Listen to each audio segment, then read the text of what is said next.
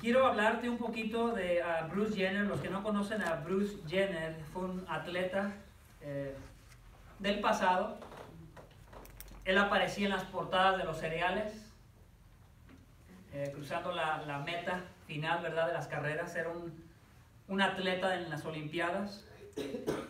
Y hace no mucho tiempo tuvo una entrevista con una persona, y la entrevista llamó la atención a muchas personas porque Bruce Jenner ya no se hace llamar Bruce Jenner. Ahora él, ¿verdad?, se hace llamar con el nombre de una mujer, y él dice: ahora llámenme Caitlyn. Más o menos como Catalina, no sé la traducción cómo sería exactamente. Entonces ahora él se hace llamar Catalina Jenner. Y si tú pones atención en el contexto en el que nosotros vivimos, eso cada vez más está siendo popular. Cada vez más, cada vez más. Escuché de un señor que trabaja para la ONU, que es una organización que trata de los derechos, ¿verdad?, humanos en todo el mundo. Y él decía, según él, que ya no existen solamente dos géneros, como lo entendemos la mayoría de los hombres y mujeres, y como lo han entendido siempre en el pasado, que es masculino y femenino. Este hombre habla de 112 géneros. Y yo decía: Dios mío, ¿de dónde saca este hombre esto? Pero te vas a dar cuenta que vivimos en ese contexto, en ese tiempo, donde ya cada persona puede decidir violar o violentar el sexo con el cual la persona ha nacido.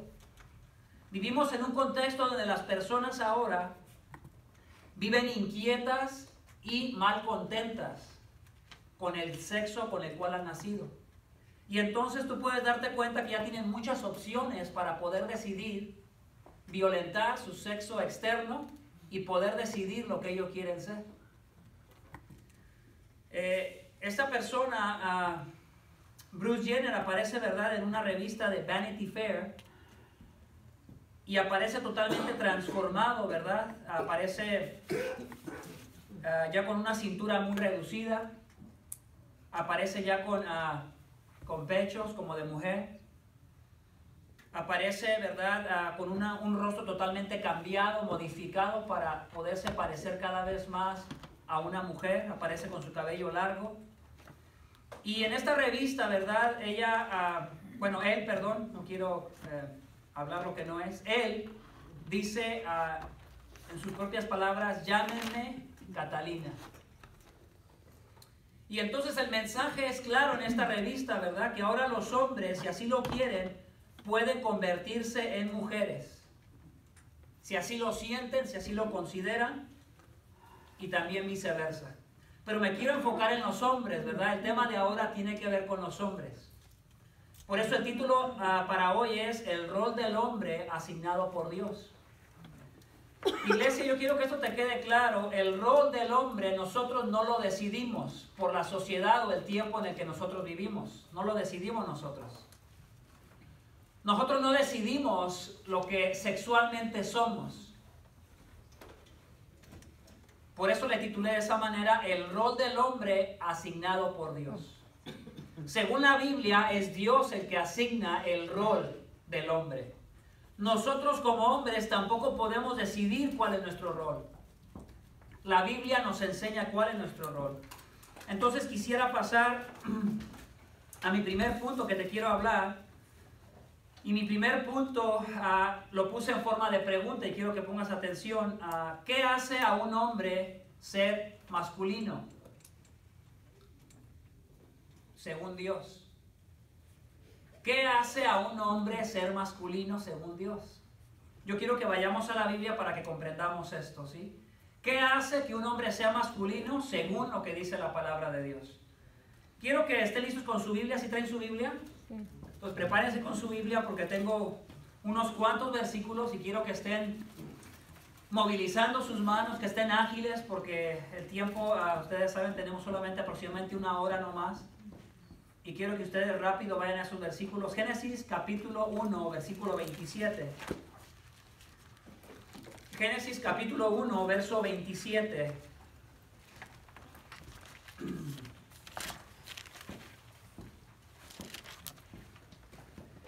Creó pues Dios al hombre a imagen suya, a imagen de Dios lo creó, varón y hembra los creó.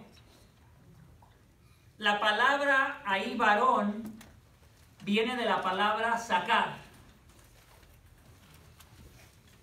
Z-A-K-R, sacar. Y te pido, hombre, que te acuerdes de esa palabra. Viene de la palabra sacar.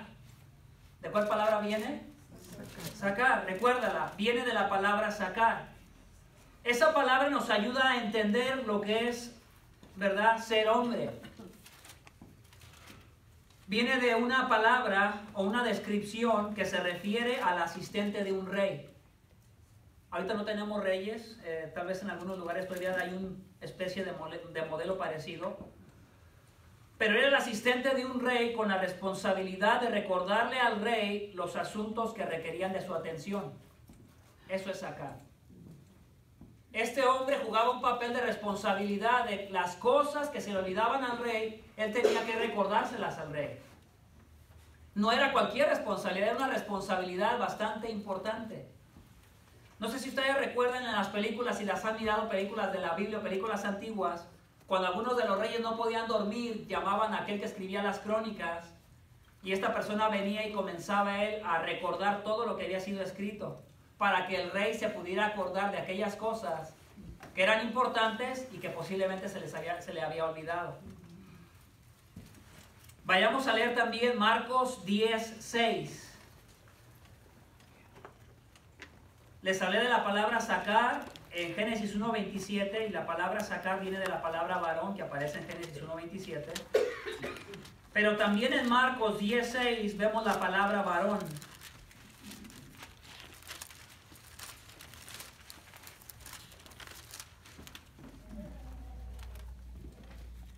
Pero desde el principio de la creación Dios los hizo varón y hembra.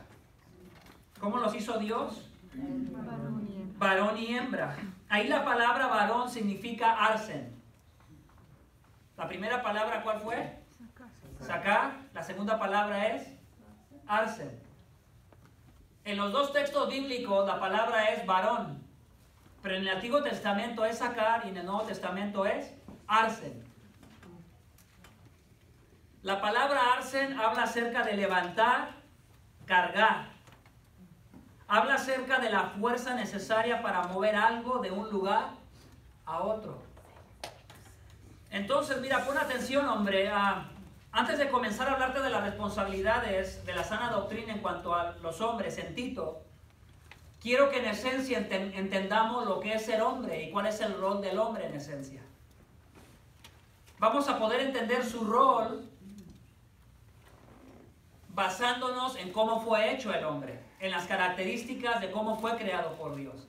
De acuerdo a cómo fue creado por Dios, así es como el hombre tiene un rol de acuerdo a cómo fue creado. Su rol no va despegado de su sexualidad, tiene que ver mucho con su sexualidad. El hombre tiene cierto rol que desempeñar y la mujer también tiene un rol que desempeñar de acuerdo a su sexualidad. Yo no sé si se recuerdan, pero hace unos meses hablamos del rol de la mujer y les di las palabras que hacían referencia a la mujer. ¿La recordarán? Espero que la recuerden. En el caso del hombre, si juntamos estas dos palabras, sacar y arsen, sugieren la idea de que un hombre refleja a Dios, recordando lo que es importante para moverse a una situación desordenada con la fuerza para hacer una diferencia importante. Lo voy a volver a leer para ustedes. Si juntamos las dos palabras, sacar y arsen, sugieren la idea de que un hombre refleja a Dios en su sexo masculino, recordando lo que es importante, para moverse a una situación desordenada con la fuerza para hacer una diferencia importante. Y yo quiero que notes eso, hombre, porque a la mujer no se le dan estas palabras, se nos dan a nosotros. Se nos dice que nosotros como hombres, de acuerdo a cómo fuimos creados, sexo masculino, tenemos que ser hombres que recordamos lo que es importante. Porque si nosotros no recordamos lo que es importante, ¿cómo vamos a actuar y hacer cosas importantes si no pensamos en ellas? Piensa en esta imagen. Quiero que con todo respeto y con decencia y de muchas maneras relacionadas a estas palabras podamos pensar en el sexo masculino del hombre. El cuerpo del hombre Dios lo diseñó de cierta manera, donde el hombre en su actividad sexual, en su matrimonio, tiende a ser el iniciador, el que hace más movimiento. ¿Y eso en qué nos ayuda a nosotros? Nos ayuda a que podamos entender cómo Dios nos creó, que seamos iniciadores. Pero no solamente en lo sexual, sino también en todas las áreas de nuestra vida que tienen que ver con nuestra manera de pensar y con nuestra manera de responder en cuanto a nuestra relación con nuestra esposa, en cuanto a nuestra relación con nuestros hijos y en las diferentes responsabilidades que tenemos.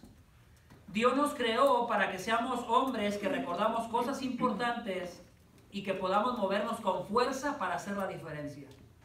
Y nuestro cuerpo testifica de eso. A mí eso me parece asombroso, hermanos. Que mi mismo cuerpo testifica de la responsabilidad que tengo como hombre. Entonces, voy a hablarte de algunas ideas que anoté. El hombre fue creado para reflejar algo muy particular de parte de Dios. Por ejemplo, cuando nosotros hablamos de Dios, hemos hablado de la doctrina de la Trinidad. Dios siempre ha estado ahí desde la eternidad, pero Dios nunca ha estado solo. Dios siempre se ha relacionado consigo mismo, aunque esto parezca hay veces un poco difícil de entender. La Trinidad de Dios siempre ha estado desde la eternidad, el Padre, el Hijo y el Espíritu Santo. Entonces Dios, cuando crea al hombre, no se sentía solo y triste. Y dijo, voy a crear al hombre y a la mujer porque me siento solo. Como si Dios necesitara algo de nosotros. No, hermano. Dios no necesita nada de nosotros. Y si nos creó, fue por pura misericordia de Dios. Y para el beneplácito y la gloria de Dios mismo. Entonces, bueno, ¿para qué nos creó Dios? Ese será otro tema. Lo que sí te puedo decir en el tema de ahora es que el hombre fue creado para reflejar algo relacional de Dios. Así como el Padre, el Hijo y el Espíritu Santo se han relacionado desde la eternidad, el hombre fue creado para reflejar algo relacional de Dios, de cómo Dios se relaciona.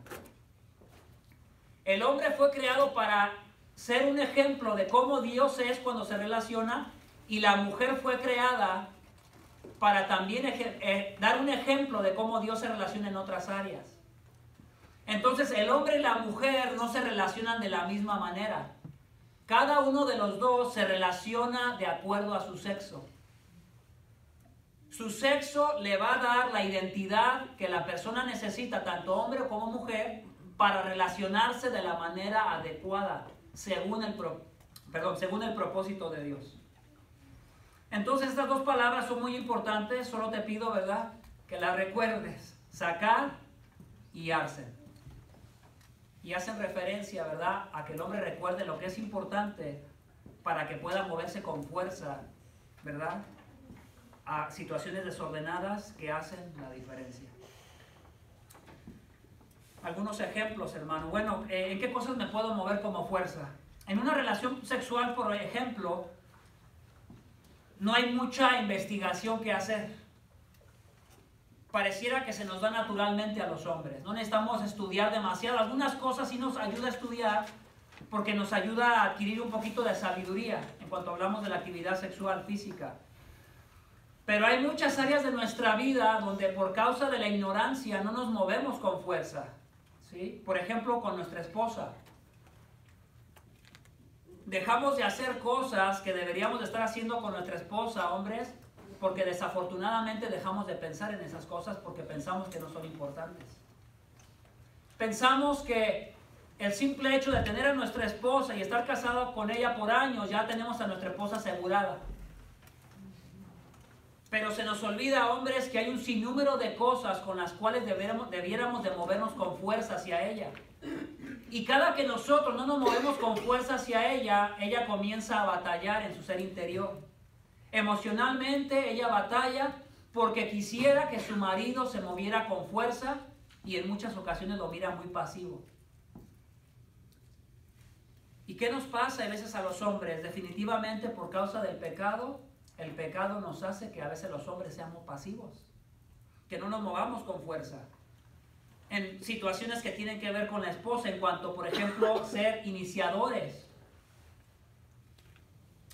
Si usted va a algunas encuestas que se han hecho, yo no sé qué tan verdaderas sean, pero algunas encuestas sugieren que cuando el hombre se mueve con fuerza a buscar a Dios, cuando el hombre es el iniciador para ir a la iglesia, cuando el hombre es el iniciador para influenciar a los hijos, leyéndoles la Biblia,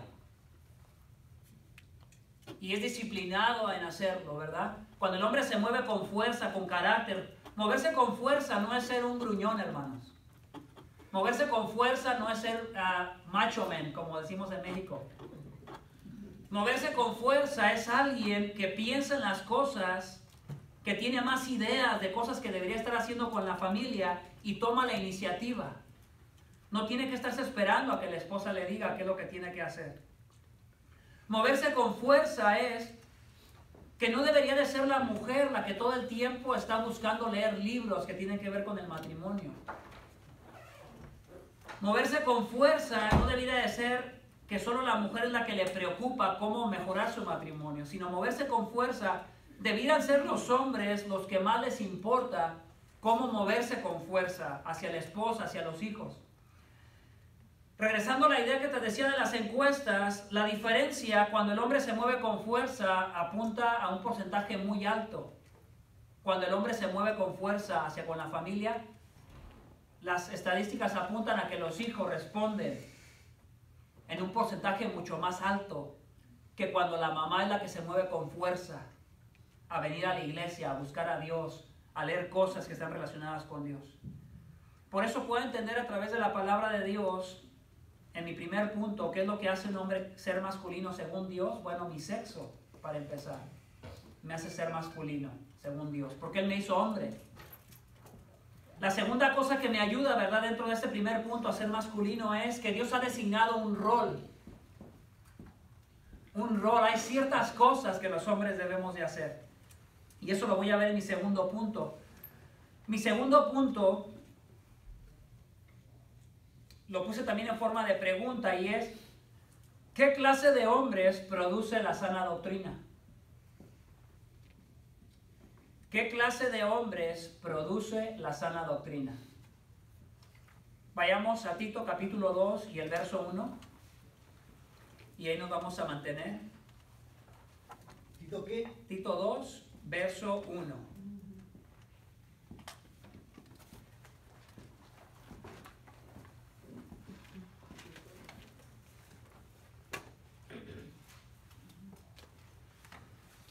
La primera cosa que voy a mencionar dentro de este punto número 2 es maestros.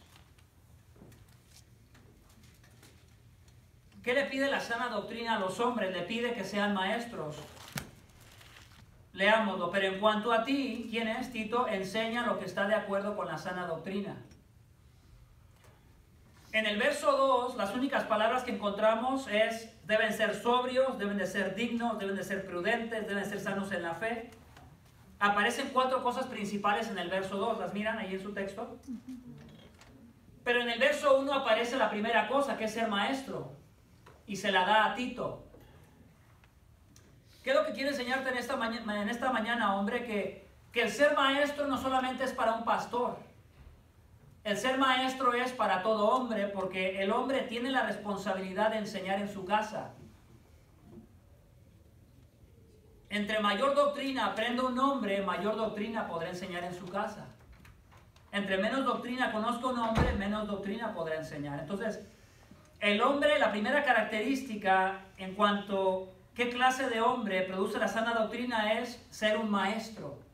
La sana doctrina te debe de ayudar a ser un maestro. Veamos a Deuteronomio 6, el 6 y el 7. Deuteronomio capítulo 6, versos 6 al 7.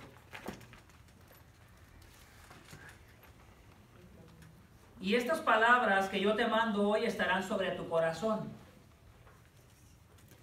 Verso 7, y diligentemente las enseñarás a tus hijos. Diligentemente, ¿verdad? No de vez en cuando, no de repente cuando sientas, pero diligentemente las enseñarás a tus hijos y hablarás de ellas. Pon atención a estas palabras, diligente. Hablar de ellas. ¿Hablar de qué? De las palabras de Dios. Y la idea es que lo hagas diligentemente, constantemente. Dice, hablarás de ellas cuando te sientes en tu casa y cuando andes por el camino y cuando te acuestes y cuando te levantes. Y las atarás como una señal a tu mano y serán por insignias entre tus ojos. Y las encubrirás en los postes de tu casa y en tus puertas, etc. Entonces, literalmente, en el Antiguo Testamento, Dios le pedía a ellos, a los hombres, que enseñaran a sus hijos, que recordaran constantemente la palabra de Dios, porque Dios les había prometido que iban a entrar a esa tierra que se les iba a dar, pero tenían que guardar el pacto, tenían que guardar las palabras que Dios les había dicho. Dios no les dijo, se las voy a dar y ustedes no tienen nada que hacer. Les dijo, se las voy a dar, pero esto es lo que ustedes tienen que hacer. Esta es la parte que a ustedes les toca obedecer, ¿verdad? Y les habló acerca, ¿verdad?, de estas palabras. Son las palabras que le recuerdan el verso 6. Y estas palabras que yo te mando hoy estarán sobre tu corazón. ¿Cuál fue el problema con ellos, hermanos? Que ellos las tomaron nada más en el sentido literal y comenzaron a ponerse unas pequeñas cajas aquí en la frente, abrazadas, como una diadema. Y en esa cajita ponían la escritura. Y yo no creo que eso era malo para ellos, era bueno para ellos como un símbolo para recordar las palabras de Dios. Ponían los mandamientos de Dios dentro de esa pequeña cajita. Las ponían en la mano. Pero cuando solamente los tomamos como un símbolo, pero verdaderamente no vienen a nuestra mente, parece que es poco el efecto que hace. Yo recuerdo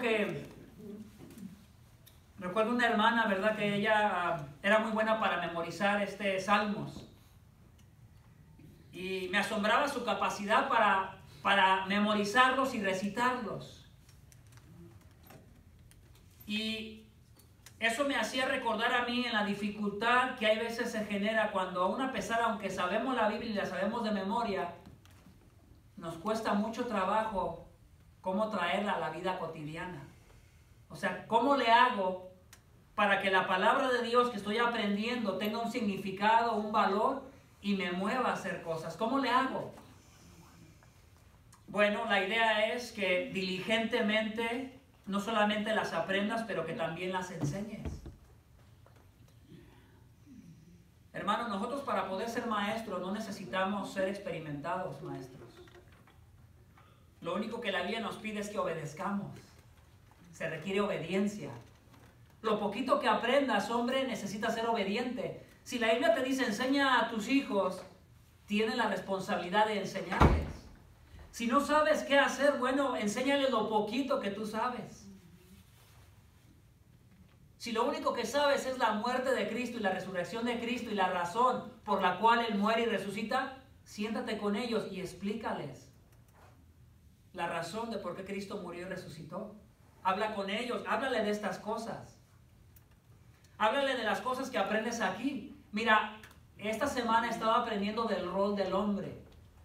He aprendido, hijo o hija, que tengo que ser un maestro para ti. Y aunque hay veces se te haga aburrido lo que te voy a leer, lo voy a tratar de hacer corto, pero lo quiero hacer significativo para ti. No solamente nos pide ser maestros, nos pide ser sobrios. Vayamos a esa palabra en el verso 2. Sobrios. Tito capítulo 2, verso 2. Los ancianos deben ser sobrios. ¿Cómo deben de ser? Sobrios. La palabra sobrio viene de una palabra que, así si la leo, es exactamente así como es en el original. Sin vino. Pero no significa que una persona que no toma. Porque si fuera tan fácil nomás de dejar de tomar y ya la hice, bueno, ya soy sobrio porque no tomo. Quisiera decir que los que nunca han tomado han sido súper sobrios. Pero no es tan fácil, hermano. Ojalá fuera así de fácil, pero no. Viene de la palabra sin vino, que hace referencia a alguien que evita excesos como hombre. Hombre que estás aquí en esta mañana, piensa en los excesos que hay en tu vida. Yo te puedo poner varios ejemplos. ¿Cuánta televisión miras en la semana? Compara el tiempo que miras en la televisión o en tu hobby principal que te gusta, si es el deporte o es alguna otra actividad que tú hagas. Quiero que compares ese tiempo con el tiempo que dedicas a tu esposa o a tus hijos en enseñar la palabra de Dios y en ser un iniciador en cuanto a la vida espiritual. Compáralo con el tiempo o la disciplina que tienes de orar con tu familia, de orar con tus hijos, de orar por ellos. Y de esa manera tú vas a poder entender si eres un hombre que vives en excesos o no. No es tan fácil, hermanos, vivir una vida sin excesos, pero sí se puede hacer. Porque lo que la palabra de Dios, lo que la Biblia hace es confrontarnos para que nos arrepintamos y tomemos una actitud diferente esta semana. Esta semana puede ser una actitud diferente en tu vida si tú estás dispuesto a obedecer la palabra de Dios. Entonces, sobrio es alguien sin vino. La segunda, ya sería la tercera. La primera fue maestro, la segunda es sobrios, la tercera es digno. Aparece en el verso 2. Los ancianos deben ser sobrios, dignos. ¿Quién es una persona digna? Bueno, una persona que se le respeta. Una persona que es reverente. Una persona que cuando la miran, la respetan por la manera como vive. Una persona digna es una persona que la respeta no por las palabras solamente que habla, pero la manera como vive. Por supuesto que si eres un hombre que no dices malas palabras y todo el mundo dice malas palabras, vas a hacer una diferencia, por supuesto. Si eres un hombre que cuando una mujer atractiva pasa, no eres seducido tan fácilmente como todos los hombres son seducidos, vas a hacer una diferencia. Si hay un cierto comportamiento en ti diferente a como todo el mundo hace, vas a ser una persona que eres más reverente y eres más digna de respeto. Yo quiero que pienses, hombre, en qué tipo de hombre eres frente a la sociedad en la cual tú vives. Si eres una persona digna o no. Si hay algo que se tenga en contra de ti, que te acuse, es una excelente oportunidad para que tú te arrepientas y veas la necesidad que tú tienes.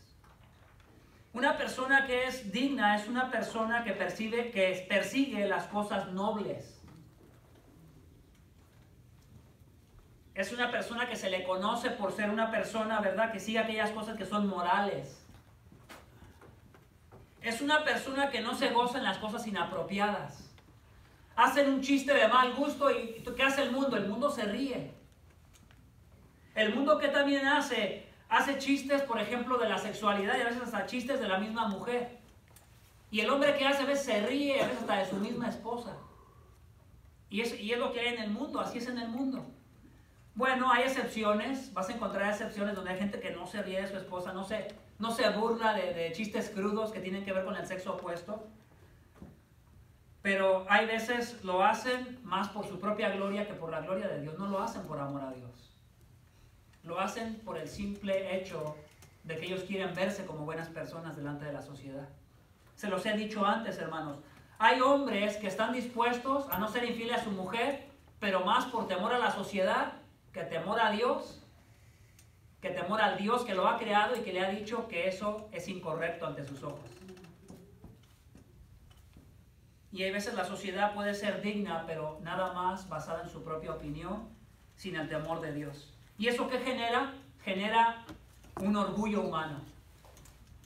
Genera una generación de hombres que son orgullosos y que dicen que pueden disciplinarse y hacer muchas cosas buenas sin Dios. Pero nosotros los hombres hemos sido llamados a hacer lo que hagamos siempre en conexión con la palabra de Dios.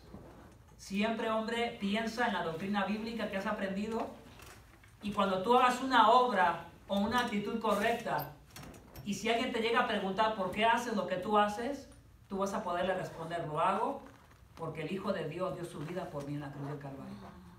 Él lo dio todo por mí. Él me amó desde antes de la fundación del mundo.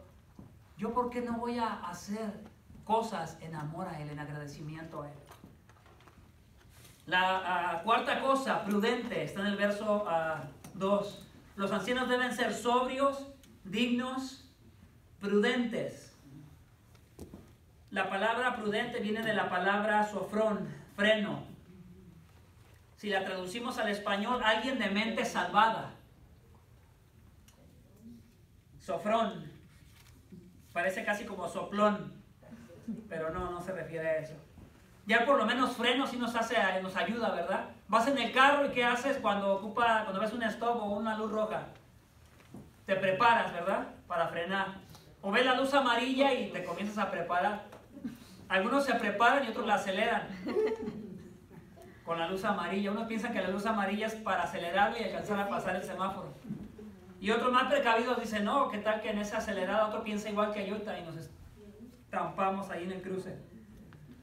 Entonces la idea de alguien prudente es alguien que pone freno. La idea de alguien prudente es alguien que tiene una mente que ha sido salvada, que ha sido rescatada. La manera de pensar de esta persona prudente ya no es una mente como era antes. Es una mente capaz de poner freno. ¿A qué nos hace referencia la prudencia en este verso 2 del capítulo 2, verso 2? A un hombre que tiene dominio propio sobre sus pasiones físicas y las somete bajo control. Yo sé que ustedes recuerdan, hemos hablado acerca de Corintios, donde Pablo habla acerca de las cosas que no son lícitas. Y él dice, ¿verdad?, que todas las cosas no son lícitas, pero no todas convienen. Nosotros como cristianos, como hombres, no podemos tener reglas y elevarlas a mandamientos de Dios y querérselas imponer absolutamente a todos. Porque eso nos comienza a ser personas que nos vemos como superiores a los demás. Pero lo que la Biblia sí nos enseña es que aunque haya cosas que a veces a nosotros nos gustan y no necesariamente son pecaminosas, debemos ser capaces de refrenarnos y tener dominio sobre de ellas. Porque en muchas ocasiones nos va a ayudar a tener sabiduría con la gente que está alrededor de nosotros. Y yo creo que eso lo hemos visto en Corintios cuando Pablo lo expresa, ¿verdad? Él decía que él no hacía lo que el mundo hacía para ganárselo, no es lo que dice la Biblia.